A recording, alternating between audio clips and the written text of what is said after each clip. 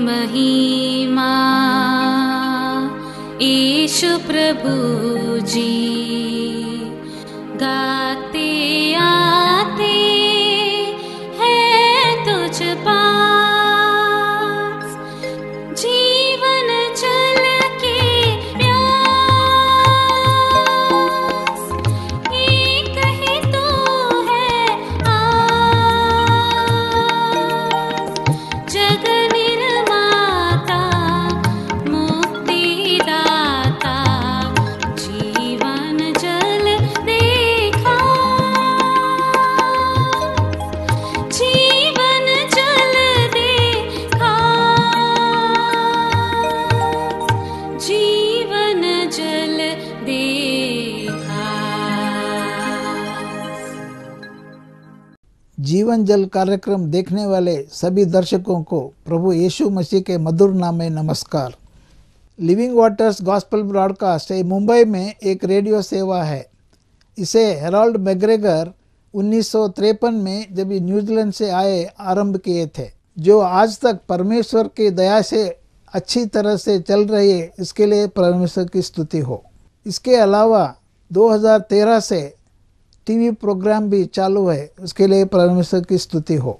मुझे उम्मीद है कि आप ये प्रोग्राम्स देख रहे हैं और परमेश्वर का आशीष पा रहे हैं, और आपके जीवन में भी परमेश्वर का महान योजना पा रहे हैं। हमारे कार्यक्रम का ये मुख्य उद्देश्य जो परमेश्वर का वचन बाइबल में जो लिखा है उसको समझाने के लिए है। परमेश्वर का वचन कहता है, आप सत्य को जानो और सत्य आपको स्वतंत्र करेगा। प्रभु यीशु मसीह वो सत्य है, जिसने उसे जाना है वो स्वतंत्रता पाए हैं।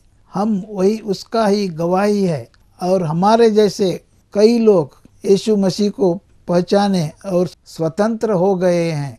क्या आपने प्रभु यीशु मसीह को आपका उद्धारकर्ता जाना है? जो आप जीवन जल प्रोग्राम निरंतर देखते रहे और आशीष पाते रहे। परमेश्वर आपको आशीष दे। धन्यवाद। जीवन जल कार्यक्रम देखने वाले सभी दर्शकों को जगत के उद्धारकर्ता प्रभु यीशु मसीह के पवित्र नाम में नमस्कार। यूहन्ना अध्याय 7 और 37वें पद में पवित्र शास्त्र वचन में ऐसा लिखा हुआ है कि यीशु ने लोगों को पुकार कर कहा, यदि जो कोई प्यासा है वह मेरे पास आकर पिए। जो कोई मुझ पर विश्वास करेगा उसके हृदय से जीवन की जल की नदियाँ बह निकलेगी। क्या आप जीवन में प्यासे हैं? क्या आप सच्चाई की तलाश में हैं?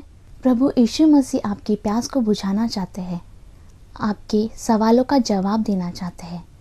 तो आइए परमेश्वर के संदेश को सुनने से पहले अपने मनों को तैयार करें और इस मधुर संगीत का आनंद उठाएं।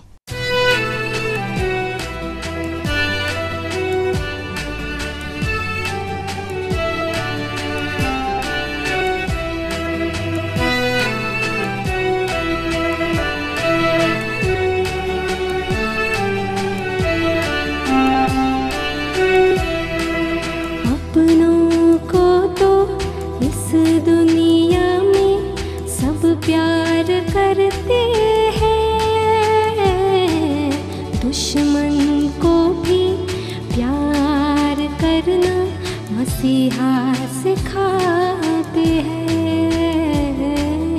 अपनों को तो इस दुनिया में सब प्यार करते हैं, दुश्मन को भी प्यार करना मसीहा सिखाते हैं।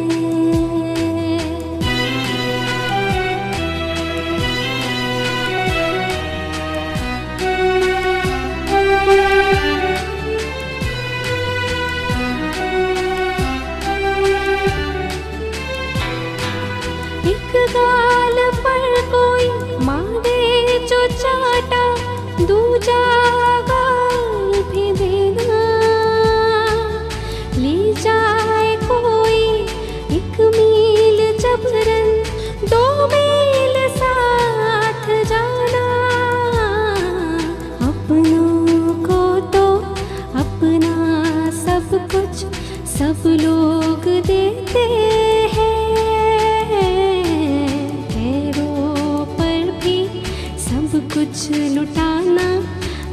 मसीहा सिखाते हैं। अपनों को तो इस दुनिया में सब प्यार करते हैं, दुश्मन को भी प्यार करना मसीहा सिखाते हैं।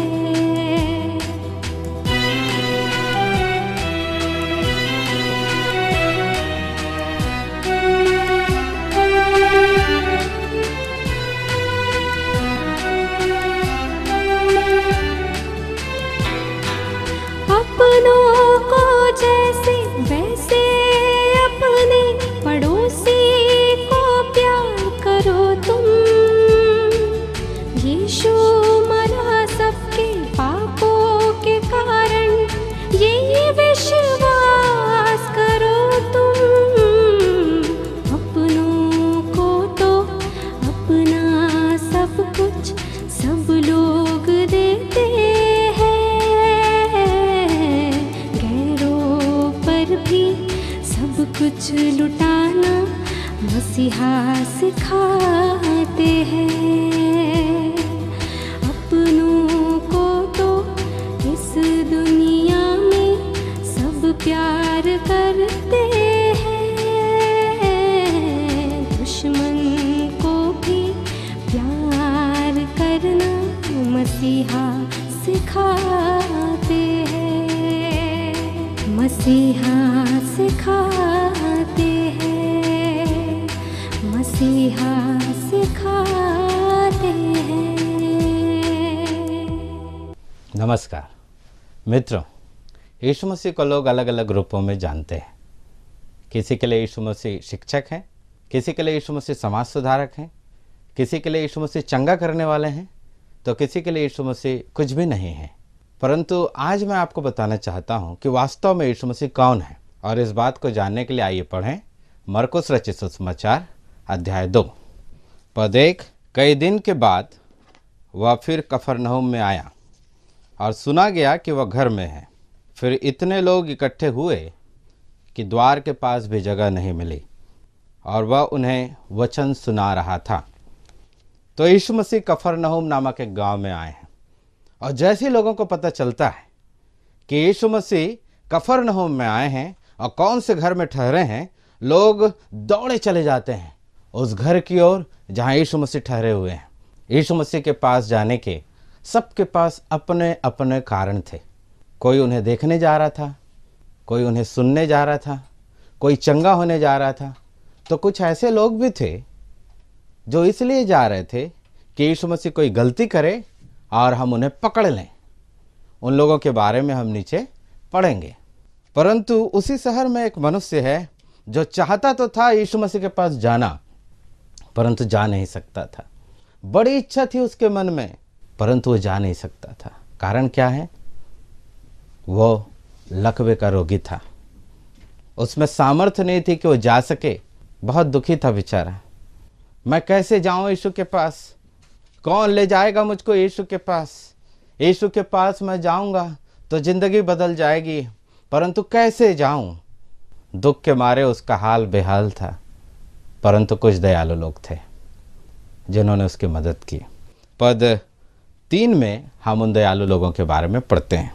और लोग एक झोले के मारे हुए को 4 मनुष्यों से उठवाकर उसके पास ले आए। झोले के मारा हुआ जो व्यक्ति है उसको 4 मनुष्यों से लोग उठवा कर ले आए हैं। झोला मतलब लकवा। तो लकवे के रोगी को 4 मनुष्यों से लोग उठवा कर ले आए हैं। अबे लकवा का रोगी खुश है, मैं भी यीशु के पास जा रहा हूँ, मैं भी ठीक हो जाऊंगा, मेरी ज़िंदगी बदल जाएगी। खुशी खुशी वो जा रहा है। 4 लोग उठा कर ले जा रहे हैं। वो दयालु लोग भी साथ में हैं जो 4 मनुष्यों से उठवा कर इसको ले जा रहे हैं यीशु के पास में। सब कुछ अच्छा चल रहा है, परंतु फिर एक और दिक्कत सामने आ गई। पद 4 में लिखा है, परंतु जब वे भीड़ के कारण उसके निकट ना पहुंच सके। घर तक पहुंच गए हैं, सब कुछ अब तक ठीक था, परंतु अब एक और बड़ी मुसीबत। बहुत भीड़ है, जा नहीं सकते यीशु के पास। अब क्या करें? क्या ये लकवा का रोगी ऐसा ही रह जाएगा? क्या इसकी ज़िंदगी से मुसीबत कभी ख़त्म न होगी? परंतु हम देखते हैं उन्होंने हिम्मत न हारी। भीड़ के कारण वो अंदर न घुस सके तो उन्होंने एक रास्ता ढूंढ निकाला। आगे लिखा है, तो उन्होंने उस छत को जिसके नीचे वह था खोल दिया, और जब उसे उधेड़ चुके तो उस खाट को जिस पर झोले का मारा हुआ पड़ा था लटका दिया। अंदर वे नहीं जा सके तो क्या किया उन्होंने? खाट सहित इस रोगी को उठाया, छत पर चढ़े और छत को खोलकर यीशु मसीह के सामने उतार दिए, खाट के सहित। कितना परिश्रम इन्होंने किया, कितना तकलीफ इन्होंने उठाया। इतना तकलीफ वे इसलिए उठाए क्योंकि उनको मालूम था एक बार यीशु मसीह के पास पहुंच जाएं तो सारी समस्याओं का समाधान है। बस यीशु के पास पहुंचने की देर है और जिंदगी बदल जाएगी। इस विश्वास ने उन्हें प्रेरित किया कि वे यीशु के पास कुछ भी करके जाएं। इस विश्वास ने उनको कठोर परिश्रम करने के लिए प्रेरित किया।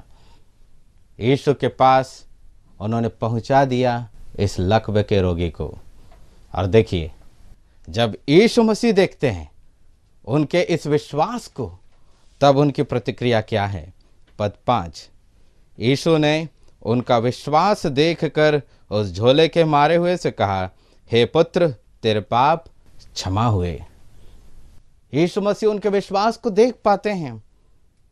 जो काम वो कर रहे हैं उसके पीछे छिपे विश्वास को यीशु मसीह देख पाते हैं, और उस विश्वास को देखकर यीशु मसीह प्रसन्न हो गए। मित्रों, कोई और बात नहीं है जो यीशु मसीह को खुश करती है, परंतु हमारा विश्वास। इनका विश्वास यीशु मसीह ने देखा और वे खुश हो गए। और जब यीशु मसीह खुश हुए तो देखिए उनके धन्य मुख से क्या वचन निकले। उन्होंने कहा, हे पुत्र, तेरे पाप क्षमा हुए। ये यीशु मसीह की प्रसन्नता है। यीशु मसीह अपने प्रसन्नता में मनुष्यों के लिए सबसे बड़ा काम करते हैं, वे पाप क्षमा करते हैं। यीशु मसीह बोल रहे हैं, हे पुत्र, तेरे पाप क्षमा हुए।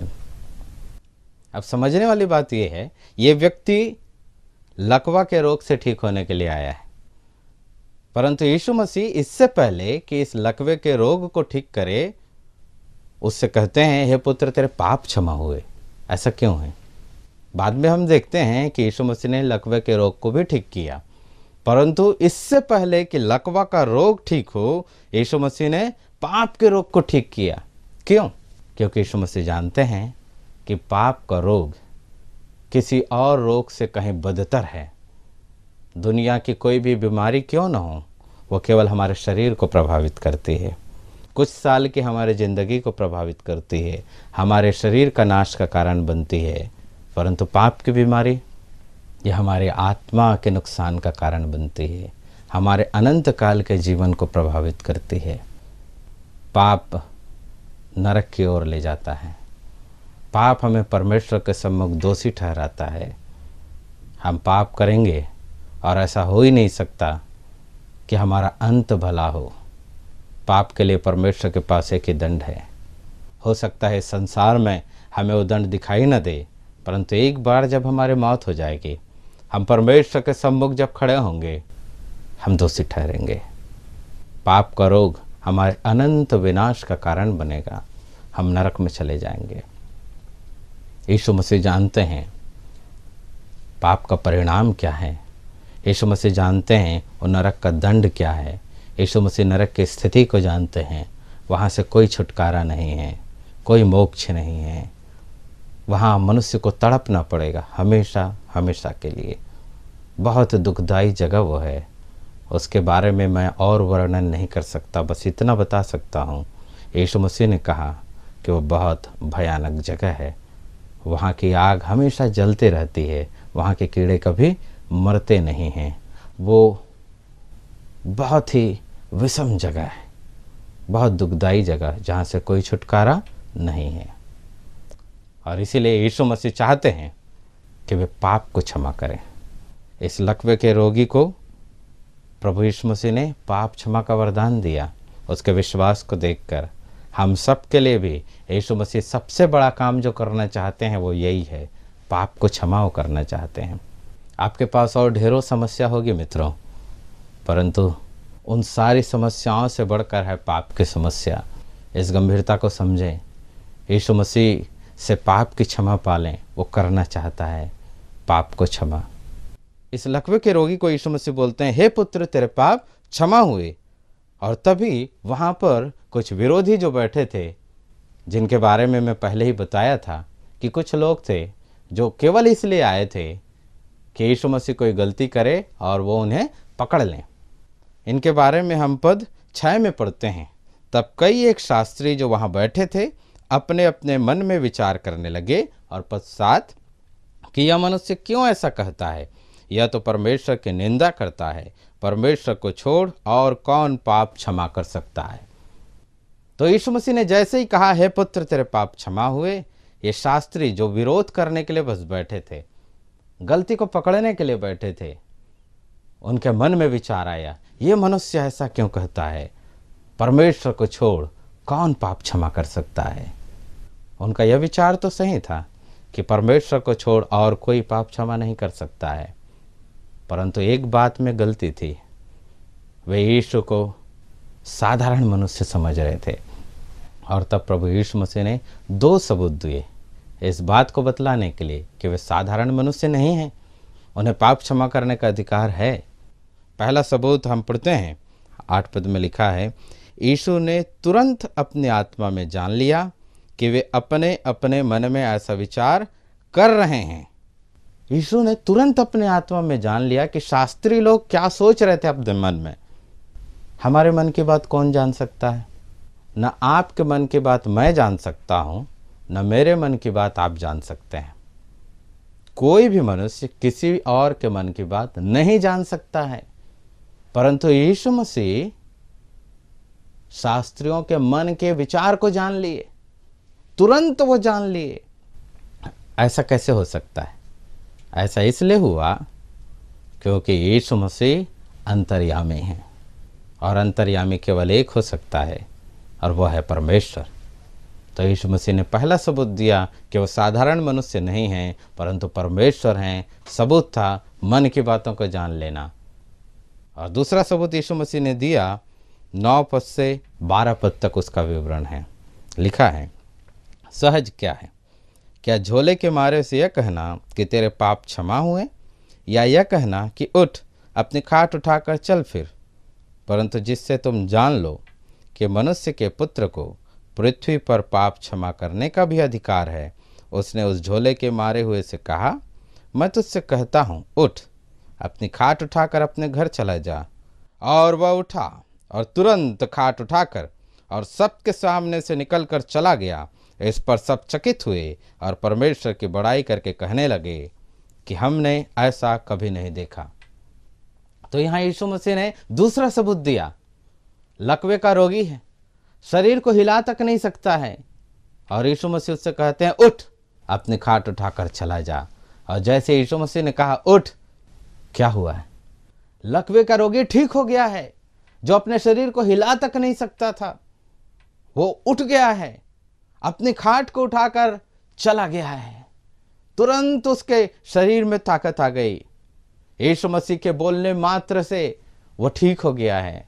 अब एक बात बताइए, कौन सा ऐसा डॉक्टर है जो बोल के ठीक कर दे? छोटी सी सर्दी भी अगर हो जाती है तो डॉक्टर लोग बड़ा इंजेक्शन ठोक देते हैं। कोई भी डॉक्टर बोल के ठीक नहीं कर सकता है, बड़ा सा बड़ा वैद्य भी ठीक नहीं कर सकता है। परंतु यीशु मसीह ने लकवे के रोगी को केवल बोल के ठीक कर दिया। और ये दूसरा सबूत है कि वो परमेश्वर हैं, साधारण मनुष्य नहीं हैं। उनके वचन में सामर्थ्य है, उनको और कुछ करने की जरूरत नहीं है। यीशु मसीह ने सिद्ध किया कि वो कौन है, वो परमेश्वर हैं, मन की बातों को जानने वाले और अपने वचन के सामर्थ्य से सब कुछ करने वाले। और इसलिए उनको अधिकार है कि वो कहें, हे पुत्र तेरे पाप क्षमा हुए। यीशु मसीह को यह अधिकार है। यीशु मसीह हम सबसे कहना चाहते हैं, हे पुत्र तेरे पाप क्षमा हुए। एक और योग्यता यीशु मसीह में है जिसके कारण वे कह सकते हैं हे पुत्र तेरे पाप क्षमा हुए। और उसके बारे में हम पहला पत्रस 2:24 में पढ़ते हैं।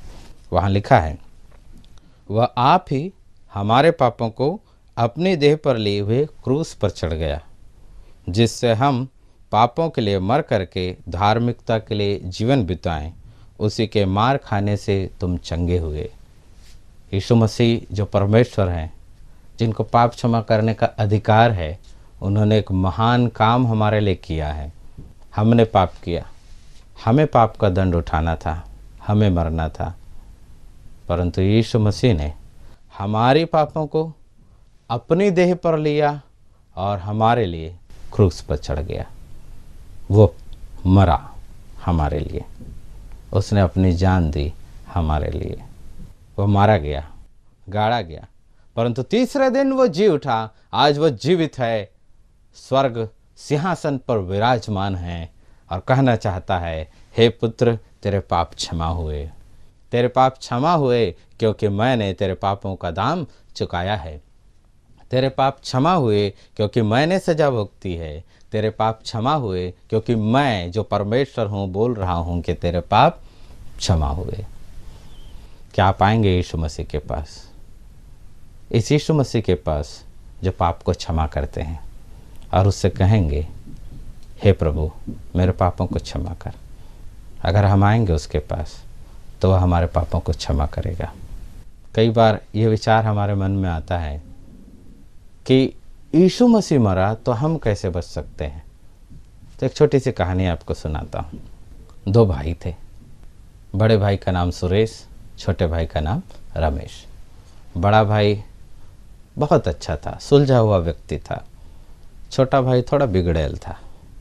तो बड़ा भाई हमेशा उसको समझाता है कि ऐसी बदमाशी मत कर, किसी मुश्किल में पड़ जाएगा, पर वो सुनता नहीं है।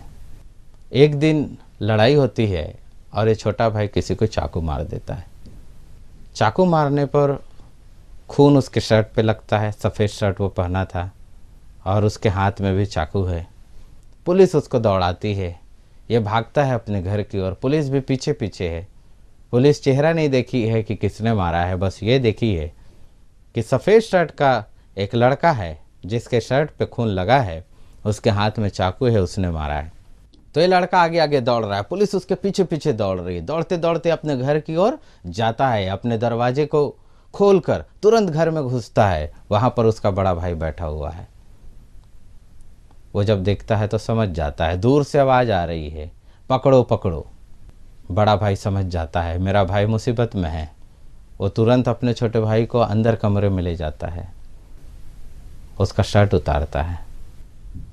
उस शर्ट को जिसमें खून लगा था वो खुद पहन लेता है। उसके हाथ के चाकू को अपने हाथ में लेता है। दरवाजे के पास वो पहुंचा है। पुलिस आ गई है।